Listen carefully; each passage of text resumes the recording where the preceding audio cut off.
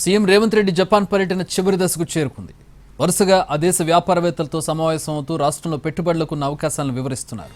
ఇవాళ ఒకాసా నుంచి హిరోషిమాకు వెళ్లనున్నారు CM Revanth. PS మెమోరియల్ను సందర్శిస్తారు.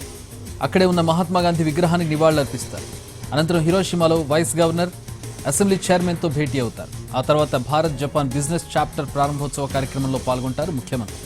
అనంతరం హిరోషిమా ఇన్స్టిట్యూట్ ఆఫ్ టెక్నాలజీతో పాటు మజ్దా మోటార్ ఫ్యాక్టరీని సందర్శిస్తారు.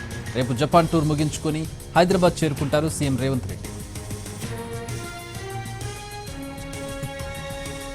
ఒకాసాలో జరిగిన వరల్డ్ ఎక్స్పోలో పాల్గొన్న సీఎం రేవంత్ పారిశ్రామికవేత్తలతో విడివిడిగా సమావేశమయ్యారు. తెలంగాణలో పెట్టుబడులకున్న అపారమైన అవకాశాలపై వారితో చర్చించారు. తెలంగాణలో పెట్టుబడులు పెట్టేందుకు ముందుకు రావాలని కోరారు. తెలంగాణ, జపాన్ మధ్య ఉన్న చారిత్రక స్నేహాన్ని దీర్ఘకాల భాగస్వామ్యంగా మార్చుకుందామని పిలుపునిచ్చారు.